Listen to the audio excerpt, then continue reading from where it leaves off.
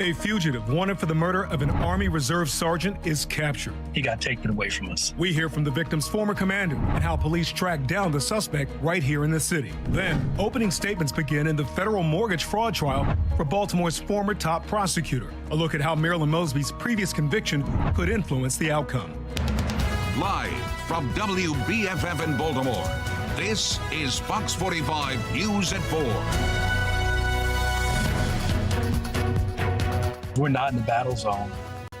We're in the United States of America. And that's not the call I was expecting to get.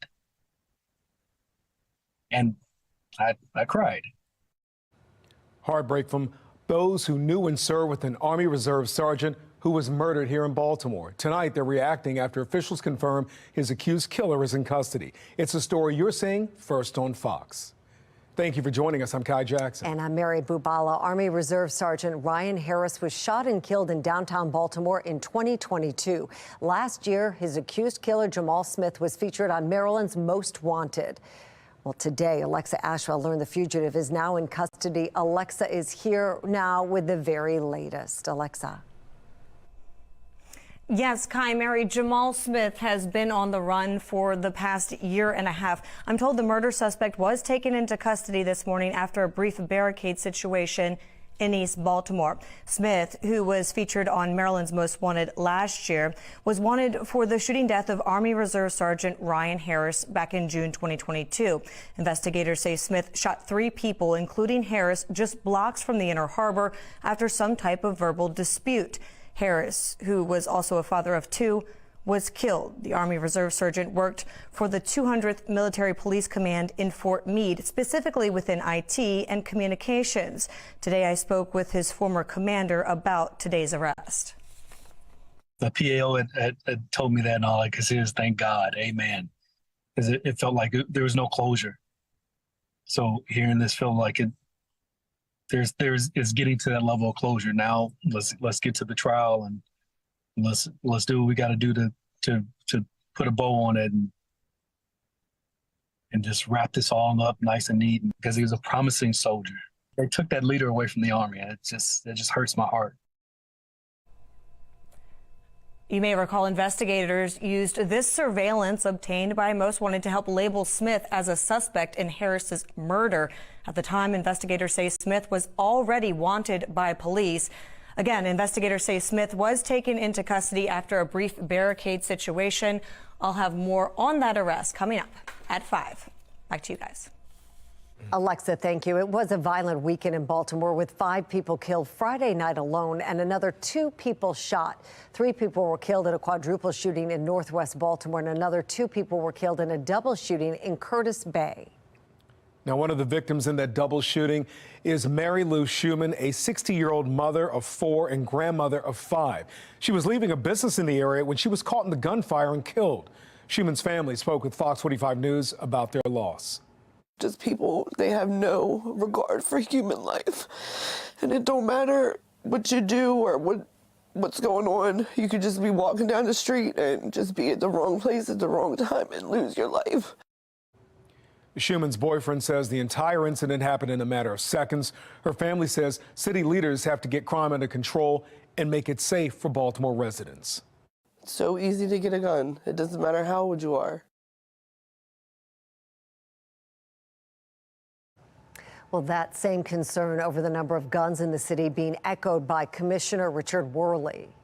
I said the other day that I don't get frustrated, but I think the gun situation here in this city is frustrating.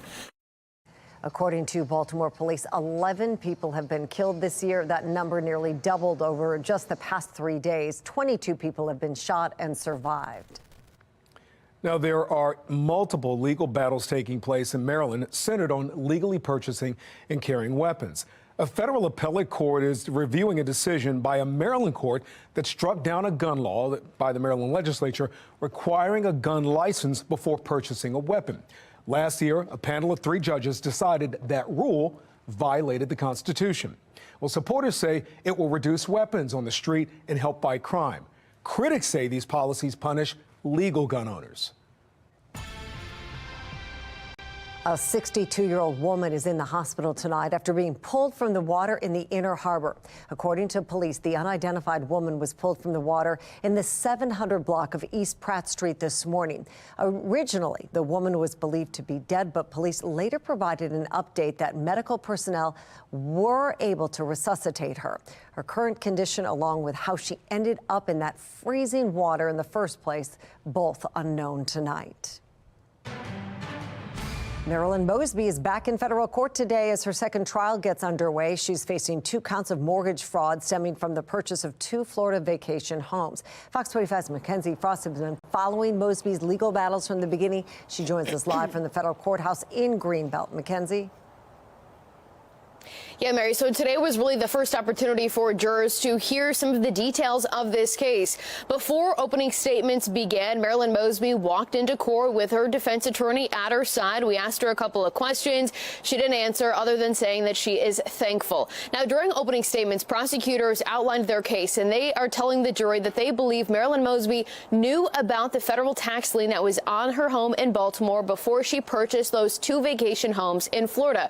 Prosecutors say Marilyn Mosby was a sophisticated attorney, serving as the top prosecutor in Baltimore City at the time that these alleged crimes were to have taken place. They argue that there were several letters sent to her as well as her then husband, City Council President Nick Mosby, detailing the back taxes dating back to 2014, as well as letters sent to them about that tax lien that was placed on their home, sometimes sent by certified mail. Now, on the flip side of that, Marilyn Mosby's team tried to tell the jury that they believe Marilyn Mosby was a real estate rookie, that she did not know how this process worked, and that she was trusting her family as well as professionals to get this process right. And Mackenzie, opening statements wrapped up before lunch. Who is the jury hearing from now? Well, right now we are hearing from the testimony of the president of the property management company, of the property management company operating one of Marilyn Mosby's Florida vacation homes. But really most of the day was spent listening to an IRS agent who detailed the process of how those letters were sent to Nick and Marilyn Mosby, detailing their tax debt. The IRS agent also talked about how there were various payment plans over the years that the Mosbys had been engaged in, and then they went into default on those payment plans. And if we know this case going back to the very beginning of January of 2022, we know that Marilyn Mosby's defense team at the time tried to say that she did not know about the tax lien in the first place. And I asked her former defense attorney, A. Scott Bolden, about the letters that were included in some of the court filings. According to the indictment, the IRS sent them each a letter. So you're saying that she didn't open the mail? I looked for the tax lien myself. Could not find it. I have a copy I can show you. I know you do. You know how we found it? We got it from the press. Now, when the lien was placed on that home in Baltimore, the IRS agent testified that the Mosbys owed more than $22,000 in back taxes just dating back to 2014 alone. Now, I just got a note saying that we are in a brief 5-minute recess before redirect of the president of the property management company. So I'll head back in and then I will let you guys know the latest developments coming up at 5. But for now, we're live outside the federal courthouse in Greenbelt. Mackenzie Frost, Fox 45 News. Mackenzie, thank you. Marilyn Mosby's first federal trial ended with a guilty verdict for multiple perjury charges. The trial lasted 10 days. Fox 45 spoke with the defense attorney not affiliated with the case, who says we could be looking at a similar timeline in this trial. This case appears to be between 5 and 7 days to try, mostly government witnesses. The difference in this case will be whether Marilyn Mosby takes the stand, because that in and of itself could be a day and a half to 2 days, depending on the length of her testimony. And then if we see Nick Mosby testifying, is the government going to call him as a witness? And then is Marilyn Mosby's team going to recall him if they desire to elicit different testimony? For those perjury charges, Mosby is facing up to 5 years in prison for each charge. If she's found guilty of the mortgage fraud charges as well, she could be facing an additional 20 years. Now, for our full coverage on the Mosby trial and the latest developments from court, head to foxbaltimore.com. And here's a live look right now at M&T Bank Stadium. The Ravens are 1 win closer to the Super Bowl after a big win over the Texans on Saturday. Now the AFC Championship game will take place right here in Baltimore next weekend. And we're joined right now by Sports Unlimited's Morgan Adson with more. Morgan, if Kansas City thought the answer to the Ravens was rushing Lamar, they got the answer to that question, didn't they? Oh, man, Kai, this matchup, right? It's going to be everything. And with one more win over the Chiefs in the AFC Championship Sunday, the Ravens will be Super Bowl bound. As far as on the current Ravens roster, only 5 players know what it takes to win a Super Bowl. Kicker Justin Tucker, the only one with the Ravens. Receiver Nelson Aguilar, who had a touchdown Saturday against Houston in the divisional round, won a Super Bowl in 2017 with the Eagles. He's made his first season with the Ravens. His mission to spread the message of what it takes to win it all come February. You have an opportunity, you have to be present. It ain't about what the game is, it's the fact that you get another game and make the plays one play at a time. And and then also if we don't make a play, remind them to just get back up there and bounce back, because that's what it is. The playoffs is all about just competing. Really, it's the ultimate competition, because stuff's not going to be perfect. The AFC Championship is set for the bank. It is Sunday, the 28th. Kickoff set between the Chiefs and Ravens at 3. Kansas City has been to 6 straight ever since Patrick Mahomes took over as starting quarterback. This is the furthest the Ravens have gone with their MVP quarterback, Lamar Jackson. The Ravens and Chiefs did not meet in this regular season, and Lamar Jackson beat the Chiefs for the very first time back in the 2021 regular season. Remember that shootout? Like 60-plus points scored, and it was right here at M&T Bank Stadium. Kai? I remember, Morgan, in terms of Patrick Mahomes and his stats, I would just say, yeah, and then there's that. It's something to think about. I know. But let's take a look at what some of those fans are saying about the win. It was spectacular. The Ravens were on fire. This team is unbelievable. Baltimore hosting AFC Championship. Someone pinch me. I know this is really, folks, another level. Going to the Super Bowl, but hosting the AFC Championship. Man, I love Lamar Jackson. This coming in from LeBron James himself. We love the whole team because it's a team effort. Look at this. Lamar, NFL, not done yet. That's right. Still more football to play right here. Here we go. Love this right now. When you're headed to the AFC Championship in your rookie year, Zay Flowers doing that dance. Mary? Well, we want to see how you're supporting the Ravens on this playoff run. Chime in with your Purple Pride photos by scanning the QR code on your screen. You can also submit your photos at foxbaltimore.com or on the WBFF app. Now, we know what the answer is going to be to our question of the day, but here it is. I will pose it just in case. Who will win the AFC Championship game, the Ravens or the Chiefs? To make your voice heard, head to foxbaltimore.com/vote. A young woman killed by an MS-13 gang member. Why her family is now suing the federal government. Is the shortage of firefighters creating a public safety risk? The growing concern after a deadly fire this weekend. Hunter Biden's laptop was real, as now confirmed by the Department of Justice. I'm Christine Frizzell with that and other new developments in the case against the president's son.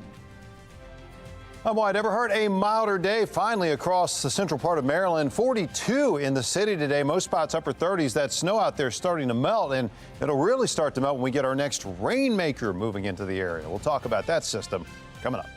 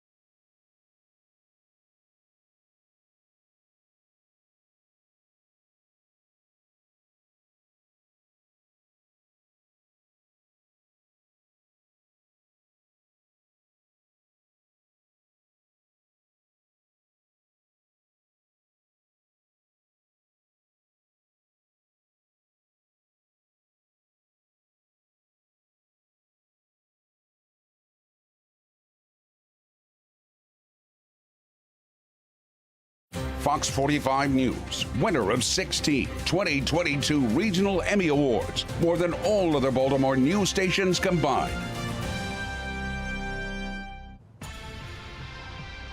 Tonight, there are new developments in the federal case against the president's son, Hunter Biden. The revelations come as the House Oversight Committee is claiming victory for getting Hunter to agree to a closed-door deposition, which he initially refused but is now scheduled for later this month or next month.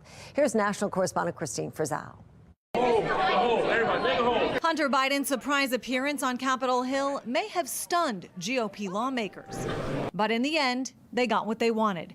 An agreement that he appear in private to answer questions related to their investigation into his business deals. He's going to be asked a lot of questions about China and Romania. What exactly did you do to receive the millions and millions of dollars that our enemies around the world sent you? House Oversight Committee Chairman James Comer says members will also zero in on what, if any, role Joe Biden played.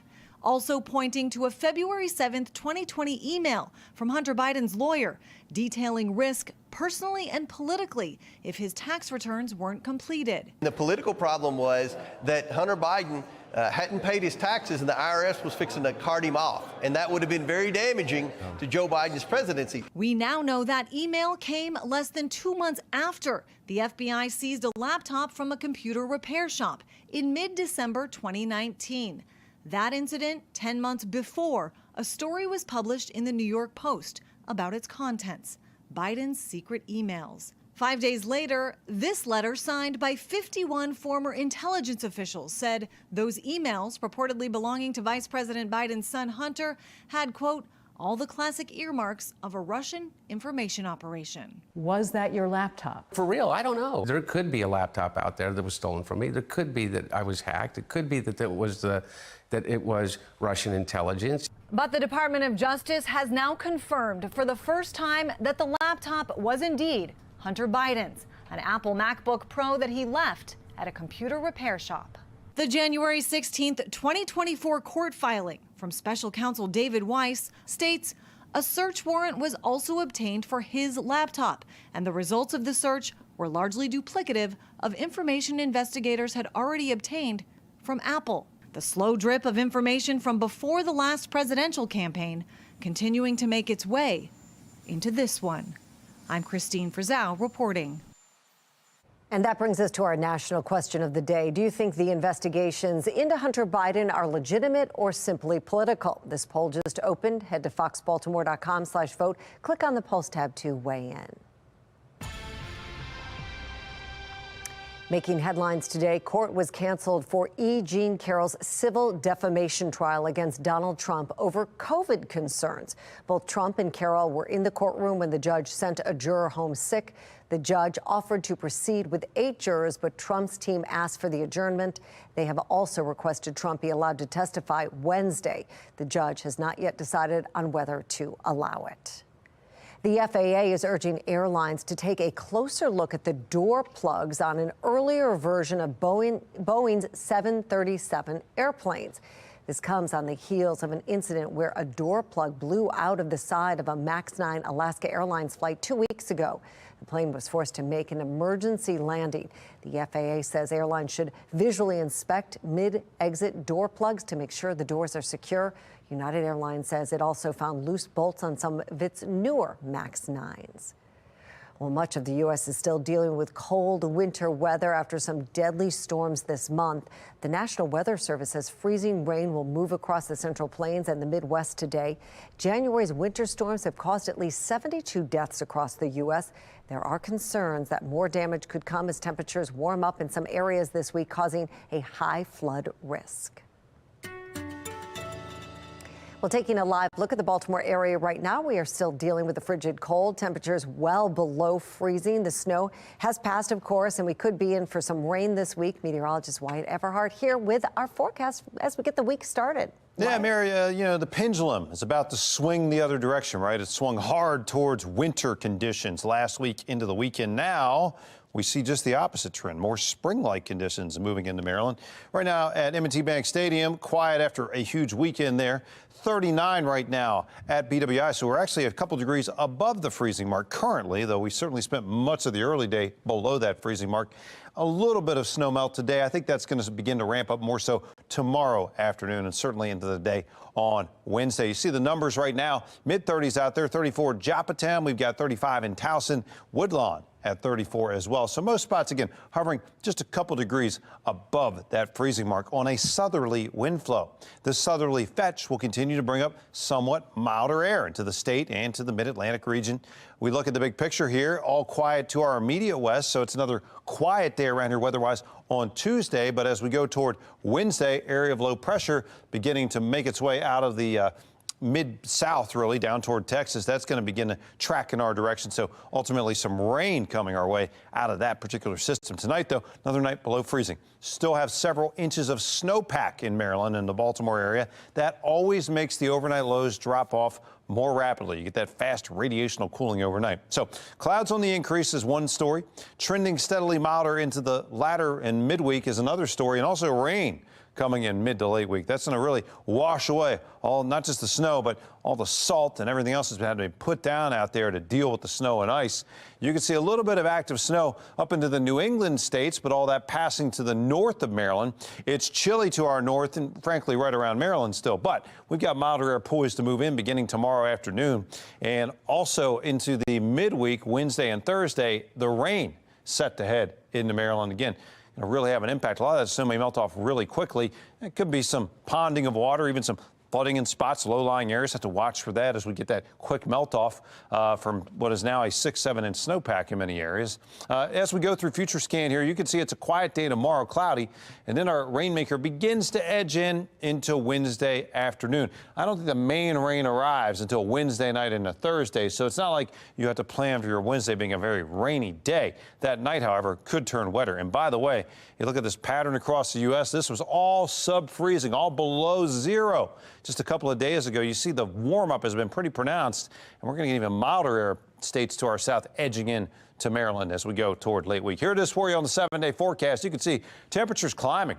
Talking about mid-40s tomorrow, upper 40s, then another milder surge into Thursday and Friday and push us up into the 50s and 60s. Right now, it's looking like a fairly mild setup for the Ravens game day weekend. That's important. Wyatt, thank you. We'll put the power of the Weather Authority Storm Center in your hands. Download the free WBFF Weather Authority app for your smartphone and use our powerful Doppler radar to follow storms right down to your street. Just go to the App Store, search WBFF to get started. A Maryland mom says if DHS did its job, her daughter would still be alive. The new lawsuit over the murder of Kayla Hamilton. Israel rejects a hostage deal from Hamas. Details from the exchange that the country's prime minister calls unacceptable.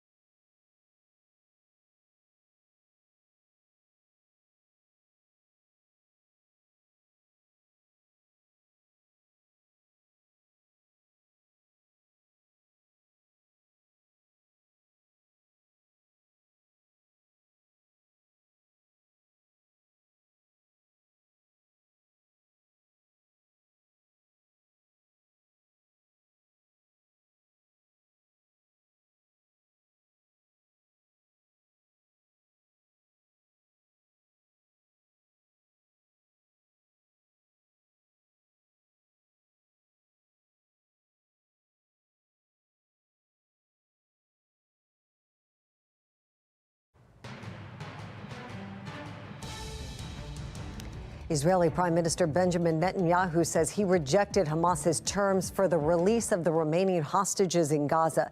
Netanyahu said Sunday Hamas demanded an end to the war, the withdrawal of Israeli forces in Gaza, and the release of Palestinian prisoners. He also doubled down on his opposition to establishing a Palestinian state in Gaza, something the U.S. is asking Israel to consider. And as the war rages on, the pressure is growing for Israel to reconsider its stance on Gaza's statehood. During a meeting with leaders from Israel, Palestine, Saudi Arabia, and other Middle Eastern groups today, the head of the European Union's foreign policy warned Israel's current approach will not keep the country safe. Which are the other solutions they have in mind? To make all the Palestinians live? To kill off them? 25,000 already in Gaza. 70% are women and children. Certainly, the way of trying to destroy Hamas is not the way they are doing, because they are seeding the hate for generations. Polls in Israel show support is slipping for Prime Minister Benjamin Netanyahu. New research showing he would likely come in a distant second place if elections were held today. The polling also found 53% of Israelis believe Netanyahu's personal interests have been his biggest motivator in decision-making during this war. A Maryland mother suing the Department of Homeland Security, saying they could have prevented her daughter's death. The frustration over why a member of a notorious gang was allowed into the country. Tens of thousands of taxpayer dollars used to send city employees to a conference. The frustration one taxpayer advocate has with the timeline and how that money was spent. Baltimore firehouse is temporarily shut down with not enough people to cover a shift. A closer look at the possible public safety threat posed by a shortage of firefighters.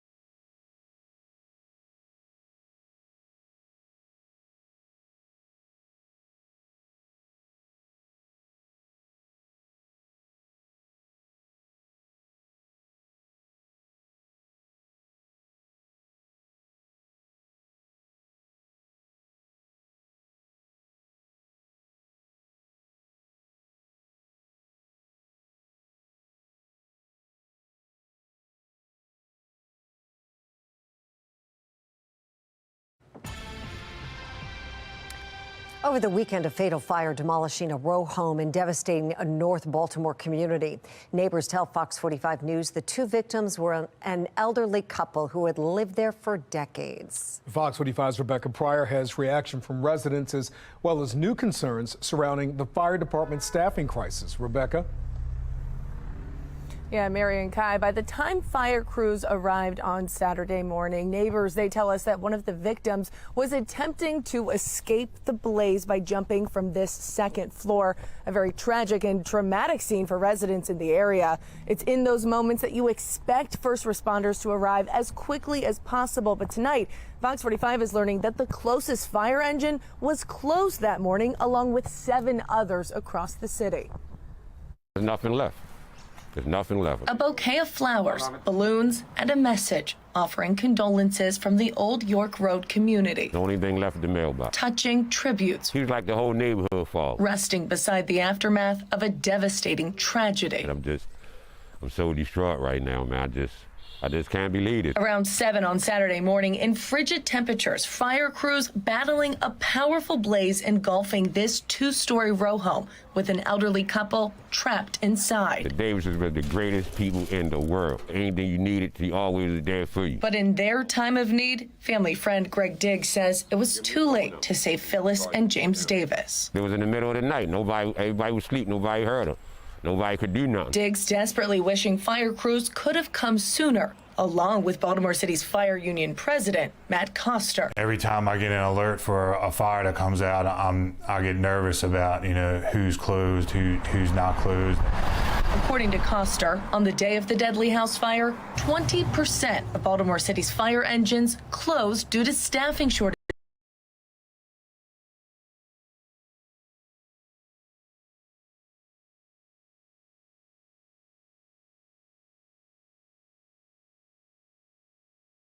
Including fire engine 4, located less than a mile from the home. It should have provided the Davises' first line of defense. When seconds count, even if it's 30 seconds later, it's still 30 seconds. Coster saying staffing levels are at their worst on the weekends, but emergencies don't stop. It's like playing Russian roulette because fire grows exponentially larger as the seconds go by.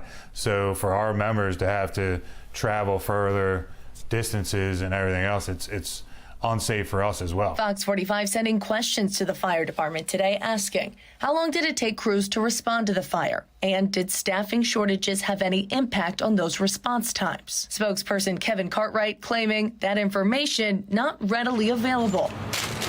Meanwhile, back on Old York Road. It's heartbreaking. It's heartbreaking. I want to bust out crying right now. A tight-knit community says those living along this street will never be the same. We just got love and compassion for them, man, and just pray that nothing like this could never happen in our neighborhood. And the cause of this fire is also unknown this evening as we continue to await the fire department's response to our questions. Reporting live in North Baltimore, Rebecca Pryor, Fox 45 News. Thank you, Rebecca. The Baltimore Police Department is also struggling to get new officers. The department is about 600 officers short. It's a problem Commissioner Richard Worley admits isn't getting better. Even if I hired 500 today, they're not getting on the street for a year. So our strategy is to do more with less, just like we did in 2023. Well, in 2023, City Police hired 110 new officers but lost 224. City leaders say they're hoping to fill that gap with more investment in recruitment and providing incentives like a $10,000 signing bonus for officers they are hoping to attract to Baltimore. Tens of thousands of dollars in travel costs are approved by the city on just days' notice. Fox 45's Megan Gillen spoke with a taxpayer watchdog who says he is worried about the city's spending habits. We know taxpayers often fund travel for city employees, but are we getting all of the details? Earlier this month, it was reported that nearly $10,000 was spent by trustees of the employees' retirement system for a trip to a resort in Phoenix, Arizona for a conference. David Williams with the Taxpayers Protection Alliance weighing in on why the timing of this approval could be a problem. This spending was approved on January 10th. What's the precedent you're establishing when you don't even ask questions about the travel and you do it afterwards? So that's the concern. Williams went on to say if costs are excessive, the city should not reimburse employees, and he believes they might stop taking trips like these if they were responsible for paying. I'm Megan Gillen, Fox 45 News.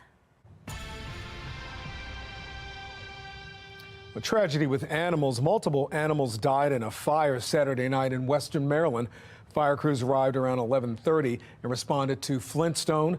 A single-story home and an attached garage caught fire, apparently. The residents were lucky enough to get out of the house, but apparently 2 dogs and several chickens were killed in that fire.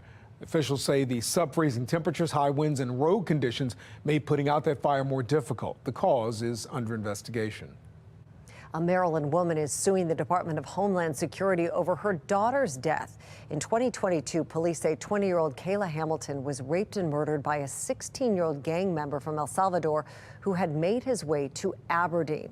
Her mother, Tammy Nobles, is now accusing the federal agency of operational negligence. She says if DHS employees had looked at the suspect's tattoos, they could have easily identified his affiliation with the gang, MS-13, and stopped him from entering the country. Last year, Noble spoke to us about her daughter's death and her frustration over the situation. He was arrested at the border. They let his aunt come and pick him up and take him back to Fredericksburg, Maryland. I spent weeks, wondering what she went through and how scared she was and if she was calling my name and what her last thoughts were. Well, DHS representatives have told us they sympathize with Nobles but will not comment on the lawsuit. And we have been following this story for months. If you want more information, head to foxbaltimore.com for our full coverage on Kayla Hamilton's murder and her mother's legal battle. A lot of people, they're busy, their daily lives. They're not paying attention to what's going on with zoning issues and the like until there's a crane and their backyard's being dug up, and then they wonder, how did this happen? A Lutherville woman is trying to draw attention to a bill just introduced in front of Baltimore County Council, a zoning bill that she fears would take away power from communities and its individual council members. Fox 45's Amy Simpson is live in Lutherville in Baltimore County with more. Amy?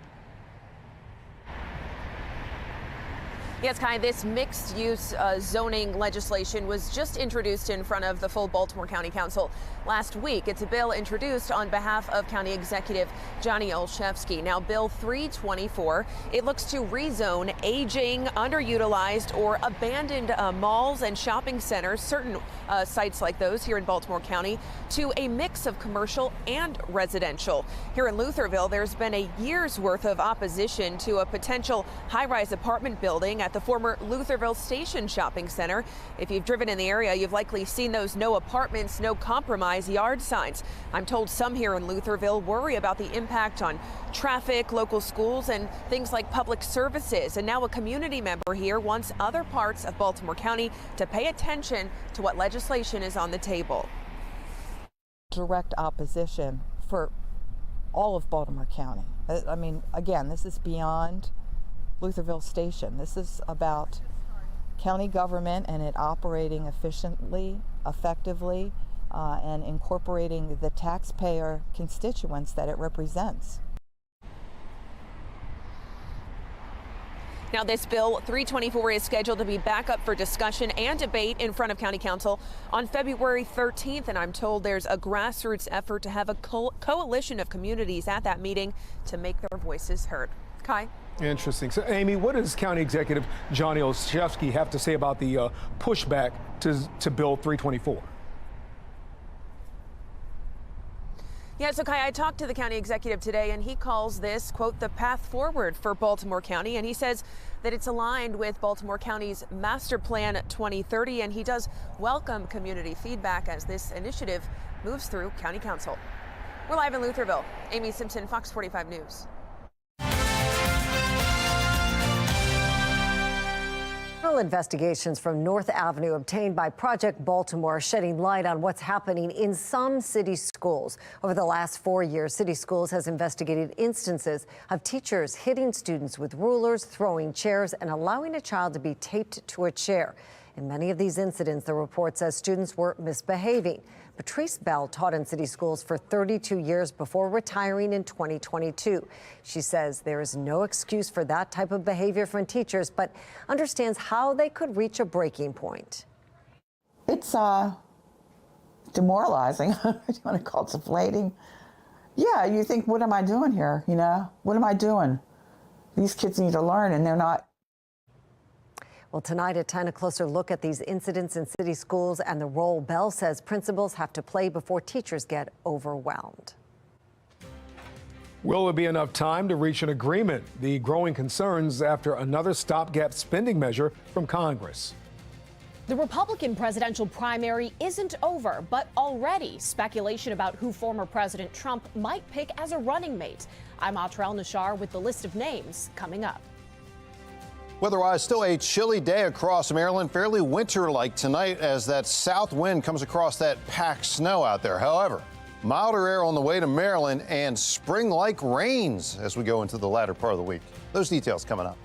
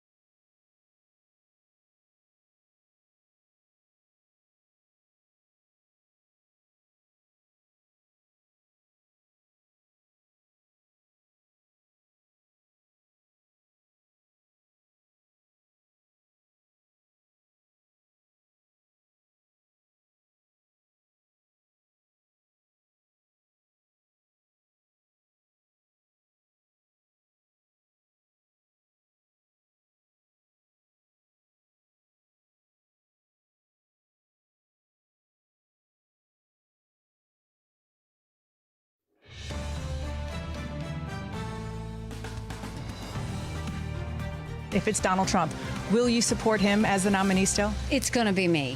And I know y'all want to talk about it like it's still him. 70% of Americans don't want to see a Trump-Biden rematch. I know her well. She's made an unholy alliance with the rhinos, the never-Trumpers, Americans for no prosperity. With the New Hampshire primaries getting close, the two remaining Republicans are trading shots at each other. Donald Trump trying to secure the Republican nomination once again, despite months of trying to narrow the gap. The former president still leads Nikki Haley significantly in most polls and is the favorite to win the nomination. National correspondent Atrell Nashar takes a look at who he may pick as a vice president for another presidential run. Though he's not yet the official GOP presidential nominee, former President Trump toying with speculation about a running mate. The person that I think I like is a very good person, pretty standard. I think people won't be that surprised. But I would say there's probably a 25% chance it would be that person. But downplaying their importance. It's never really had that much of an effect on an election. Hours after Florida Governor Ron DeSantis dropped out of the race and endorsed Trump, the former president said this about a Trump-DeSantis ticket. Everything's a possibility, but I think it's highly unlikely. I have a lot of great people. Considered to be in the running, New York Congresswoman Elise Stefanik and South Dakota Governor Kristi Noem, both campaigning for Trump, demonstrating a non-negotiable quality for a Trump VP pick: loyalty. That the minute you cross him, the minute you undercut him, the minute you start speaking ill about him, his family, his businesses, really anything in his orbit, you're on the outside looking in. It's part of the reason former Vice President Mike Pence isn't considered to be in the running. The two had a falling out after January 6th. Also, Pence said this in November 2022. I think running for Vice President of the United States twice is enough for any American. Okay. A less direct answer coming from South Carolina Senator and former presidential candidate Tim Scott, who endorsed Trump but dodged the question when asked if he wants to be Trump's running mate. That wasn't a no. That door is wide open. Fair read? Well, Dana, you can take it any way you want. Former candidates Vivek Ramaswamy and North Dakota Governor Doug Burgum also endorsed Trump. On Monday, Burgum fueled speculation he's vying for VP by announcing he won't seek a third term as governor. As for Trump's last remaining opponent, former South Carolina Governor Nikki Haley, she says being Trump's VP is off the table, and Trump says she probably wouldn't be chosen. To be expected of rivals now in a two-person race with a critical contest Tuesday in New Hampshire. On Capitol Hill, I'm Atrell Nashar reporting. President Biden's reelection campaign is trying to shut down a scam, telling people not to vote in New Hampshire. In this robocall, a voice that sounds like the president says the New Hampshire primary is malarkey because he was left off the ballot. The voice then tells voters to stay home and save their votes for November. Officials are investigating the call and believe the voice is AI. President Biden was left off the ballot in New Hampshire primary because of a scheduling dispute between state election officials and the Democratic National Committee. House lawmakers are on recess until early March. Lawmakers have 5 full legislative days on their calendar before they leave for a 2-week break next month. Senators also have a 2.5-week break next month as well. Veteran lawmakers worry the schedule only allows for a short time on a short-term spending bill. Weather-wise, a pretty decent winter day out there. We had a little melting going on, temperatures sneaking above freezing by at least a few degrees in much of central Maryland. 39 right now at Annapolis, a little colder in Aberdeen, just 2 above the freezing mark at 34 there. We've got 36 in Easton as well as Westminster. So again, just enough to get a little melting going. Interesting enough, what really gets the snowmelt going isn't so much rising temperatures as rising humidity levels. So we expect that humidity to start to crank up tomorrow into Wednesday and Thursday, and that's really going to increase how fast that snow is melting out there. Right now, south breeze over that snowpack, creating still quite a chill out there. You'll definitely still need the gloves if you're headed out and about this evening. Big picture-wise, nothing to our immediate west. It's another quiet Tuesday with maybe more cloud cover. Our main next weather maker not set to really get into Maryland until late Wednesday, talking about Wednesday evening into the overnight hours. So in the meantime, pretty quiet. We'll look for basically a quiet scenario overnight. Clouds on the increase, but still relatively dry Tuesday.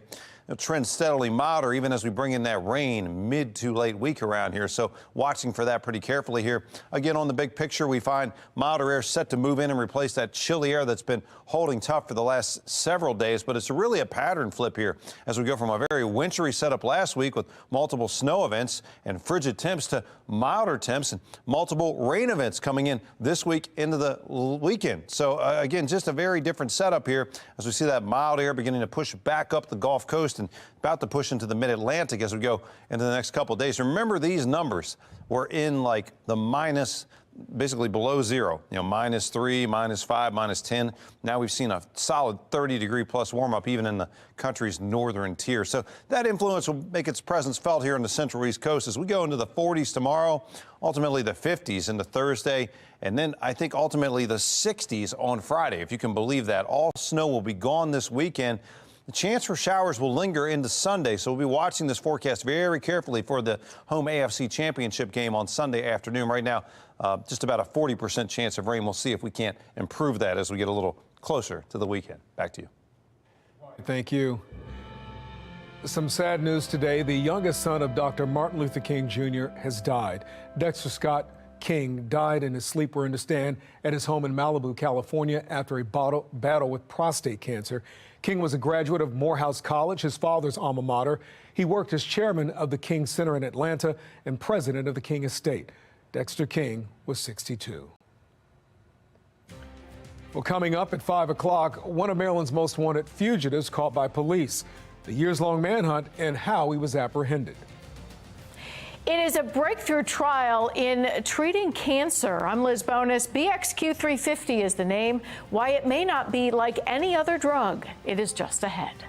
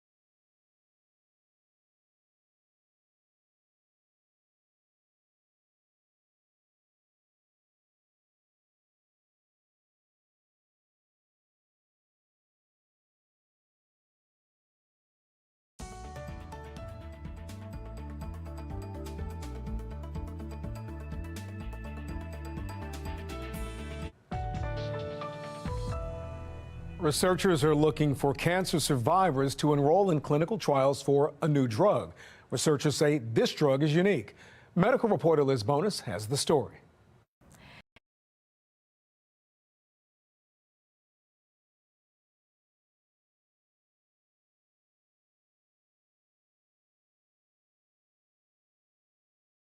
Hey there, everybody. It is called BXQ350, and it is now in clinical trials to potentially have a dual purpose, fighting cancer and stopping one of the life-altering side effects of chemotherapy, known as neuropathy.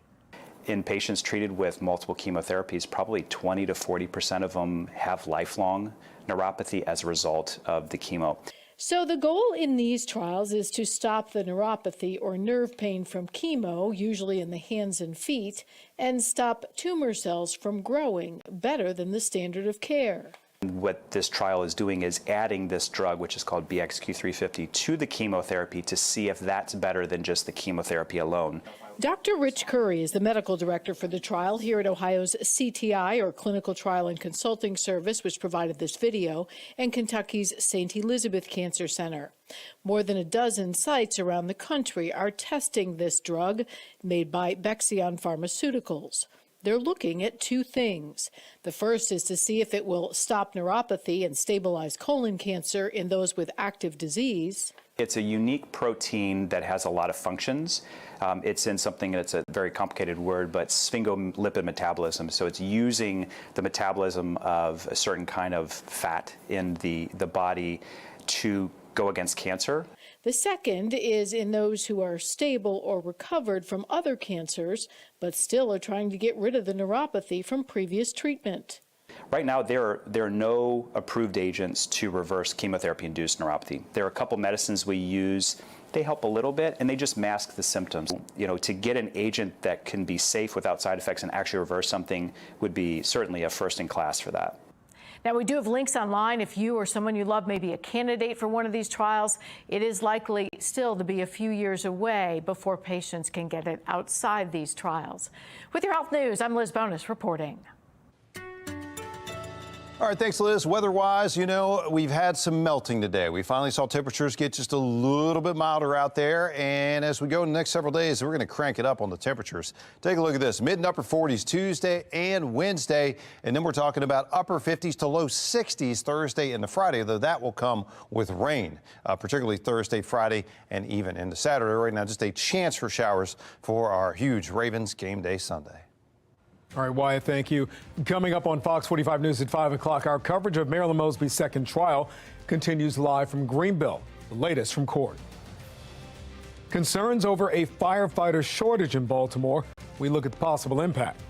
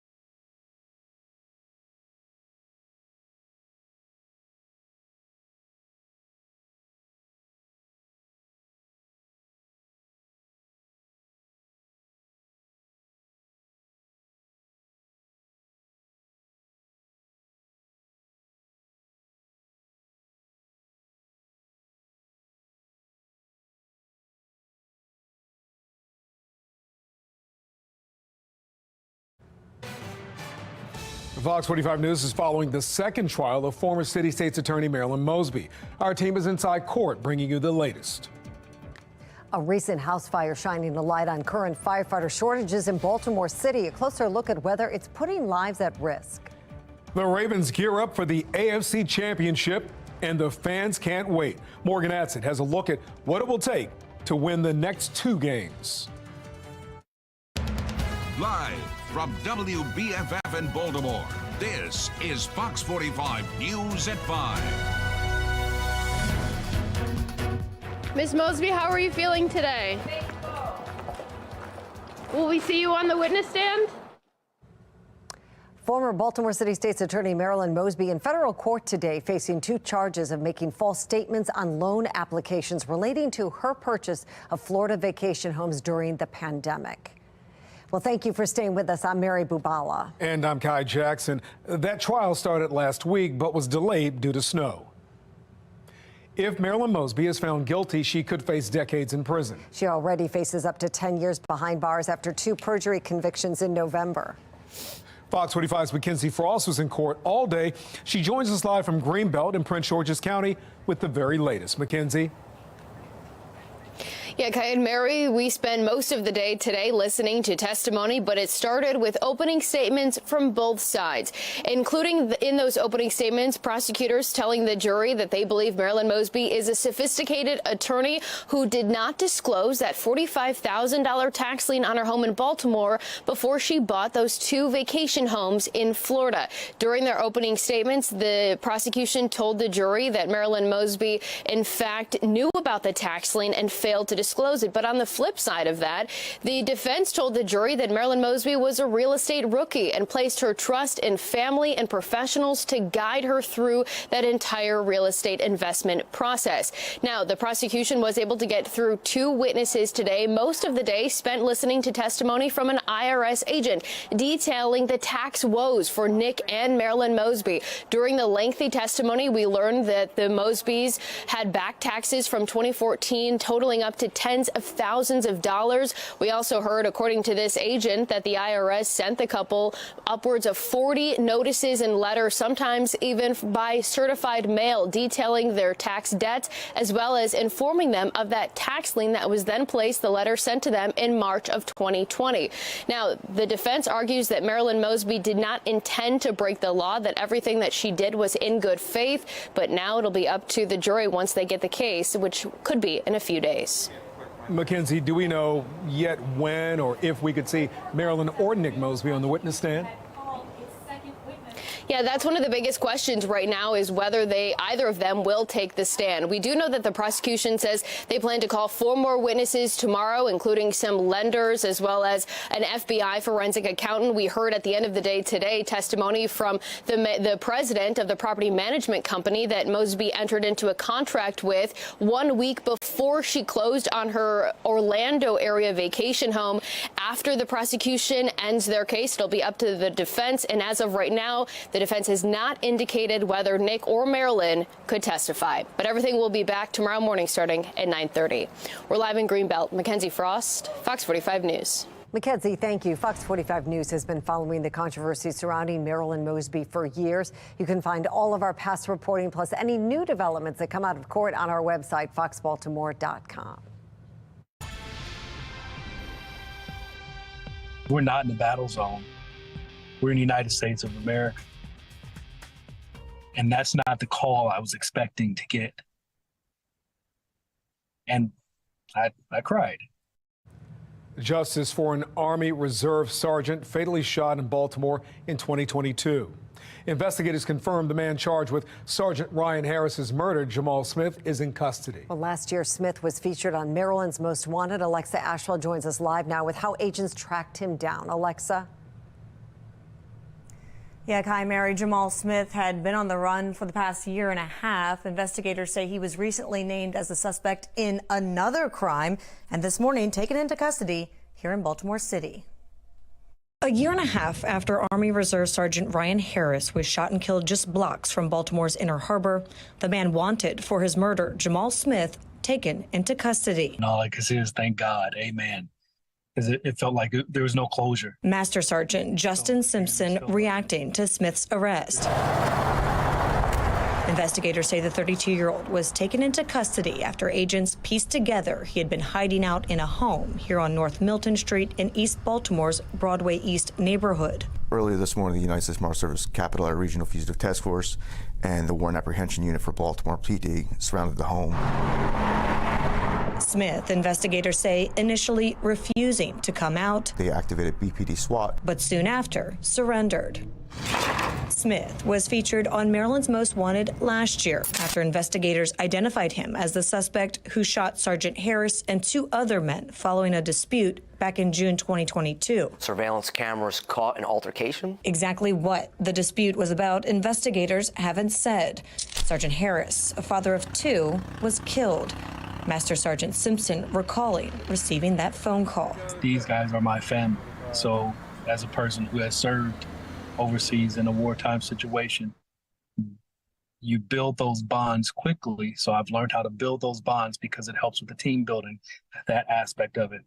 So hearing that he was senselessly killed in the way he was, instantly, like emotionally, it takes it out of you, because we're not in the battle zone.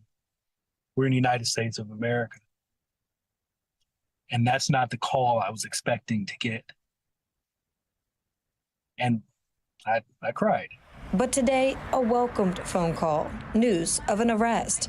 Investigators revealing not only was Smith already wanted at the time of Harris's murder, but had been involved in at least one other crime since going on the run. This guy's been involved in ongoing alleged criminal conduct to include violent felonies. He was wanted on a federal supervised release violation, and ultimately he was involved in some type of domestic situation in Baltimore County. Let's get to the trial and let's do what we got to do to put a bow on it and just wrap this all up nice and neat. And because I can only imagine what his family feels like, because he was a promising soldier. They took that leader away from the Army, and it just hurts my heart. Now, in addition to the murder charge, Smith is also facing 2 counts of attempted murder for the other 2 victims who were injured in this triple shooting turned homicide. The investigation ongoing. Guy? Alexa, thank you. A 62-year-old woman is in the hospital after being pulled from the water in the Inner Harbor. According to city police, that unidentified woman was pulled from the water off East Pratt Street this morning. Now, originally, the woman was believed to be dead, but police later provided an update that medical personnel did resuscitate her. Her current condition, along with how she ended up in the water in the first place, are unknown. Every time I get an alert for a fire that comes out, I get nervous about, who's closed, who's not closed. I'm so distraught right now, man. I just can't believe this. We never had no fire around. Over the weekend, a fatal fire demolishing a row home and devastating a North Baltimore community. Neighbors tell Fox 45 News the 2 victims were an elderly couple who had lived there for decades. Tonight, Fox 45's Rebecca Pryor has a reaction from residents, as well as some new concerns surrounding the fire department's staffing crisis. Rebecca? Mary, here at the home, residents, this very tight-knit community, already coming together to pay their respects. There's flowers on the porch, there's balloons, there's a message of condolences, all touching tributes resting beside the aftermath of a horrible tragedy. You can see the entire house is now charred, gutted. By the time fire crews had arrived Saturday morning, neighbors say one of the victims was attempting to escape the blaze by jumping from the 2nd floor. A traumatic scene for residents in the area, especially, as I said, for this tight-knit community. One man that I spoke with today says he grew up beside the couple. He describes Phyllis and James Davis as generous, kind, and always willing to lend a helping hand. The Davises were the greatest people in the world. They would do anything to help you. Anything you needed. If you was hungry, they would feed you. If you was broke, you needed bus fare, anything you needed, he always was there for you. Now, it's in these moments that you would expect first responders to arrive to the scene as quickly as possible. But according to Baltimore City's fire union president, Matt Koster, on the day of this deadly house fire, 20% of Baltimore City's fire engines were closed due to staffing shortages, including Fire Engine 4, located less than a mile from the home. It should have provided the Davises their first line of defense. When you have the first due company that's not there, we can't say it would be impactful, but further away a company has to respond. So when seconds count, that's an issue. because fire grows exponentially larger as the seconds go by. So for our members to have to travel further distances and everything else, it's unsafe for us as well. Now today, Fox 45 sent questions to the fire department asking, how long did it take crews to respond to the fire, and did staffing shortages have any impact on those response times? But spokesperson Kevin Cartwright claims that information is not readily available. He also did not respond when asked what caused this fire. Reporting live in North Baltimore, Rebecca Pryor, Fox 45 News. Rebecca, thank you. Well, staffing concerns are not just a fire department issue. The Baltimore Police Department also struggling to get new officers. The department is just under 600 officers short. It is a problem Commissioner Richard Worley admits is not getting better anytime soon. Even if I hired 500 today, they're not getting on the street for a year. So our strategy is to do more with less, just like we did in 2023. In 2023, BPD hired 110 new officers but lost 224. City leaders say they're hoping to fill that gap with more investment in recruitment and providing incentives like a $10,000 signing bonus for officers they're hoping to attract to Baltimore. Internal investigations from North Avenue obtained by Project Baltimore are shedding light on what's happening inside some city schools. Over the last 4 years, City Schools has investigated instances of teachers hitting students with rulers, throwing chairs, and allowing a child to be taped to a chair. In many of these incidents, the report says students were misbehaving. Patrice Bell taught in City Schools for 32 years before retiring in 2022. She says there's no excuse for that type of behavior from teachers, but understands how they could reach a breaking point. It's demoralizing. Do you want to call it deflating? Yeah, you think, what am I doing here? You know, what am I doing? These kids need to learn, and they're not. Tonight at 10, a closer look at these incidents in city schools and the role Bell says principals have to play before teachers get overwhelmed. New tonight, Dexter Scott King, the younger son of Reverend Martin Luther King Jr. and Coretta Scott King, has died at the age of 62. The King Center in Atlanta says the son of the civil rights icon died peacefully at his home in Malibu, California, after battling prostate cancer. Dexter King was the third of the King's 4 children, named after the Dexter Avenue Baptist Church in Montgomery, Alabama. He was just 7 years old when his father was assassinated in 1968. Still ahead, presidential candidates make last-minute efforts to reach voters in New Hampshire. Our crew is live with a preview as the primaries get underway tomorrow. And I'm Morgan Adsit. We're about to break down what it takes to win a Super Bowl for one of the few members of the Ravens' current roster that's done it. That is next on Sports Unlimited. And we had some frigid football around here this weekend, as well as temperatures tonight getting cold down into the 20s will go. But after that, it's all about the spring-like surge and spring-like rain on the way to Maryland. We've got those details coming up.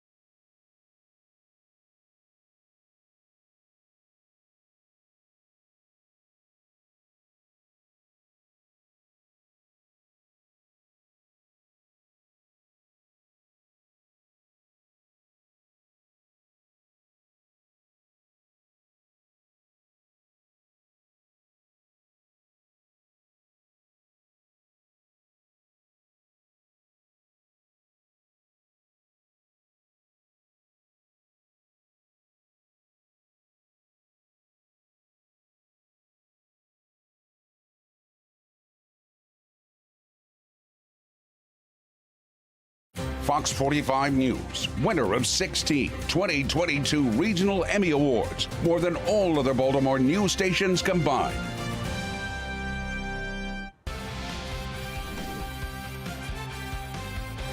With one more win over the Chiefs in the AFC Championship Sunday, the Ravens will be Super Bowl bound. As far as on the current Ravens roster, only 5 players know what it takes to win a Super Bowl. Kicker Justin Tucker, the only one with the Ravens.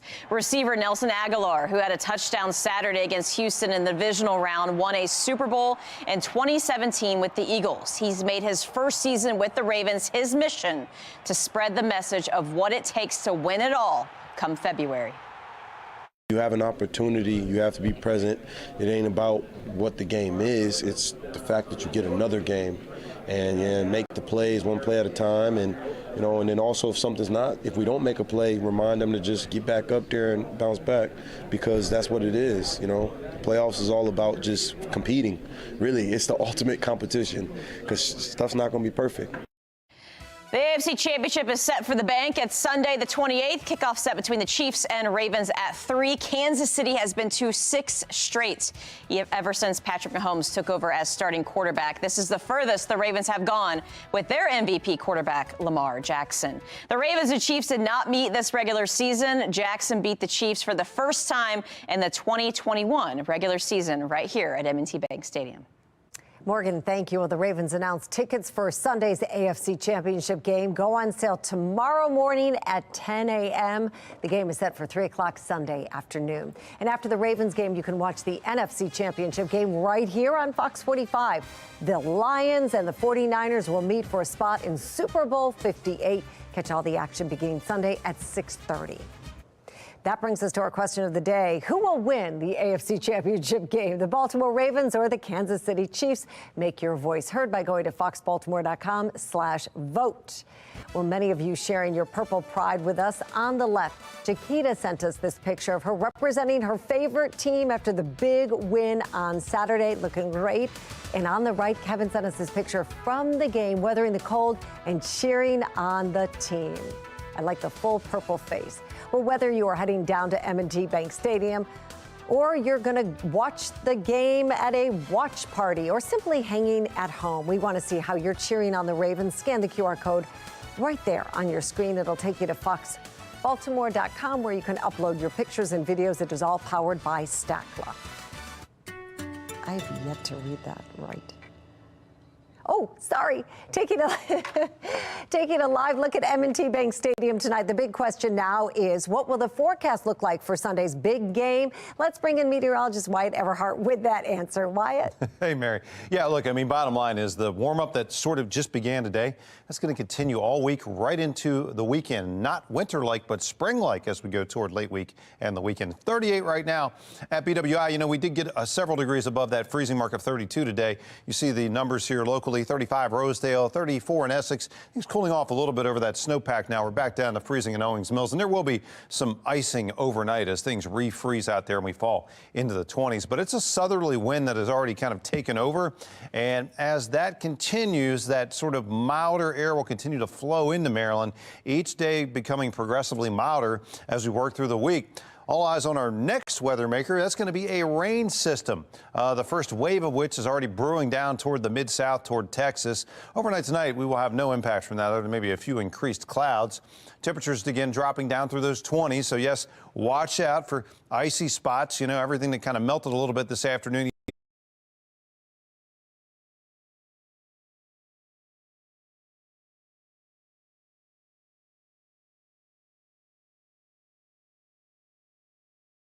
This evening, going to be icing up again overnight, but overall the pattern is just the opposite of that. We're trending steadily milder as we push toward mid and especially late week. Clouds increasing, yes, rain coming in, spring-like rains as we go through Wednesday, Thursday, Friday, even Saturday. Kind of a wet pattern, to be honest, a very spring-like scenario here after a very winter-like week last week. You can see the pattern right now showing some snow up toward the northern New England states, still chilly there.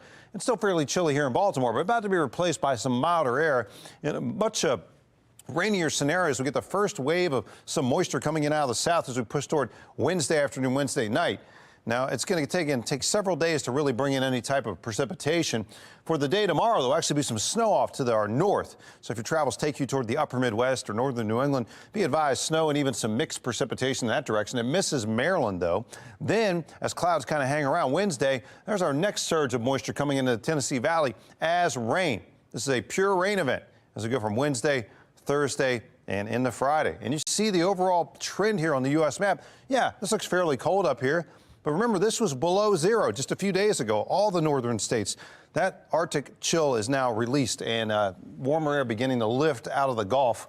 And that's really going to make a difference in our temperatures here as we go through the next several days on that southerly flow. You can see we're back in the 40s as we go to Tuesday and Wednesday. That's pretty seasonable for late January around central Maryland, but then we go above average.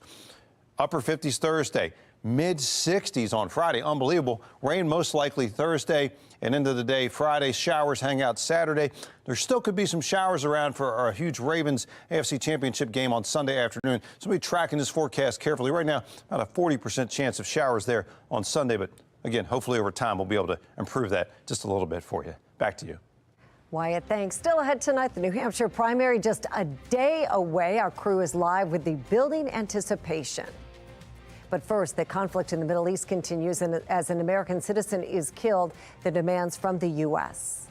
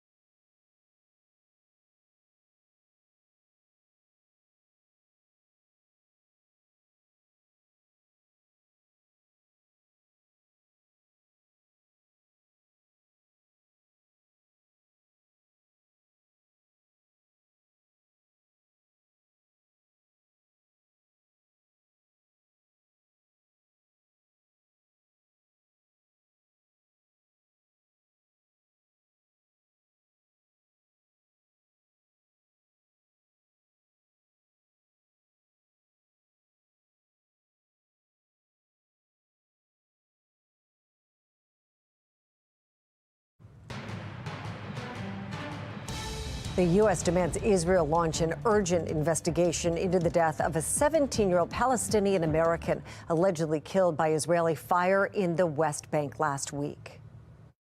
We continue to engage closely with the government of Israel to ascertain as much information as possible, and we have called for an urgent investigation to determine the circumstance of his death.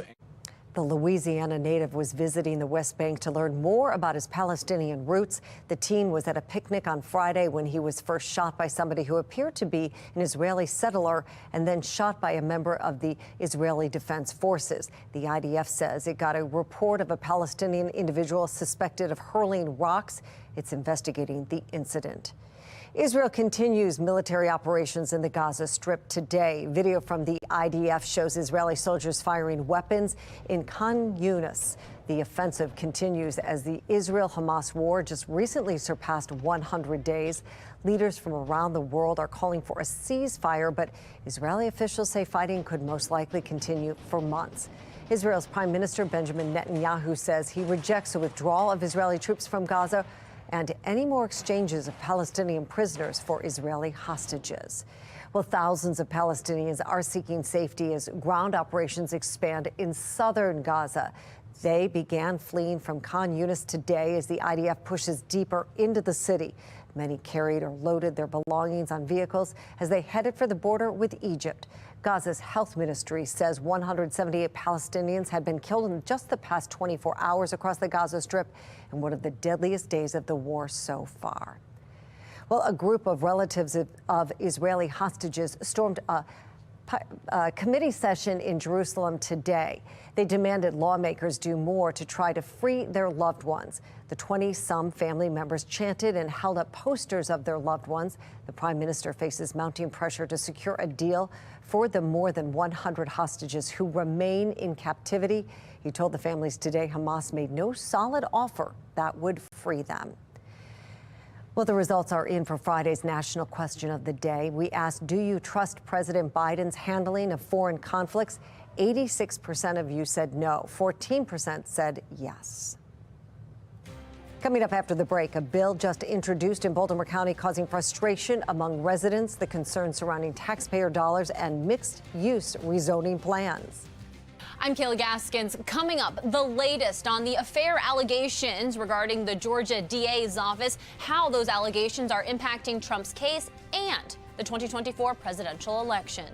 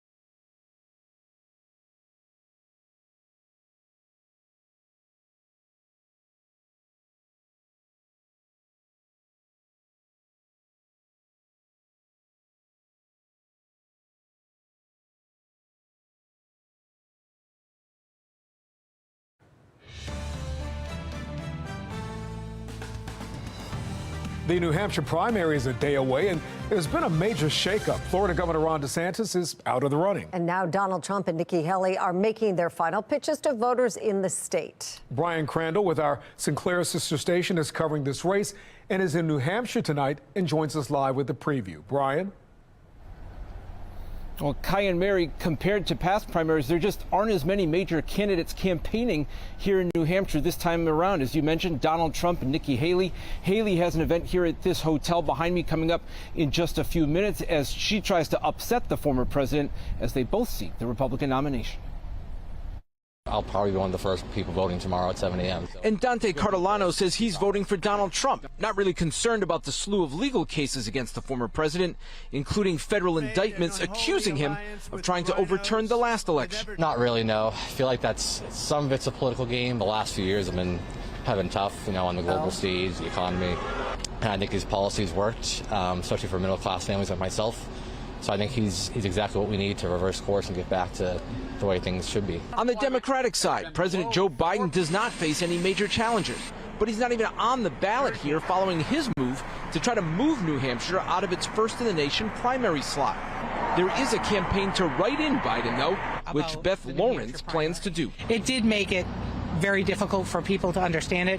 We had the family over yesterday, and some of the family members are like, "Well, who didn't even bother to go on the ballot? So why should I write him in?" We're like, "No, you got to show up and care about the people that you care about, and vote for people who will support the issues and the people that you care about." Chris Keeshan says it's time for a change from both presidents.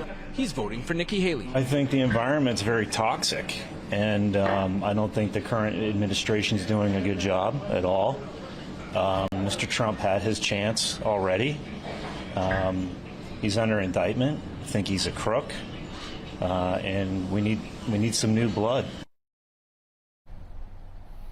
And after being in court in New York earlier today, Trump has an event here in New Hampshire later on at 9 o'clock tonight. Live in Salem, New Hampshire, Brian Crandall for Fox 45 News. All right, Brian, thank you. Who will be Donald Trump's running mate if he manages to lock up the GOP nomination? Well, Trump says he already knows who that's going to be. This after a commanding win in the Iowa caucuses and as the former president racks up more endorsements. Some of the Republicans backing Trump are speculating that who might be angling for that VP role. Trump's last remaining opponent says she's not packing it in. There were 14 people in this race, and now there are 2. I'm going to finish this so Joe Biden and Donald Trump are not an issue at all, that we actually put them in the past and we go forward. Well, as for Trump's VP pick, Republican Congresswoman Elise Stefanik is one possible selection, as well as South Carolina Senator Tim Scott, who ended his own presidential campaign late last year. Trump's first Vice President, Mike Pence, refused to block President Biden's win in 2020, putting him in Trump's bad graces. Well, today marks the 51st anniversary of Roe v. Wade, and President Biden's re-election campaign is placing blame squarely on Donald Trump for the uptick in abortion bans around the nation. In Texas, you are forced to carry that pregnancy, and that is because of Donald Trump overturning Roe v. Wade.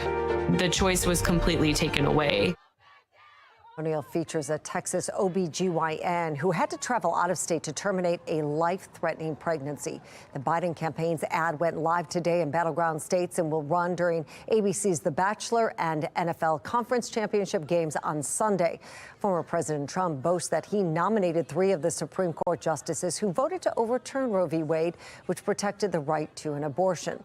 Biden's campaign warns Trump would only further restrict access to the procedure and reproductive rights. A Georgia judge is placing a pause on DA Fani Willis's being called to testify in the divorce proceedings of one of her special prosecutors. The 2 are accused of having an inappropriate relationship. Willis's personal life taking center stage in her Georgia election interference case against former President Trump. National correspondent Kayla Gaskins reports.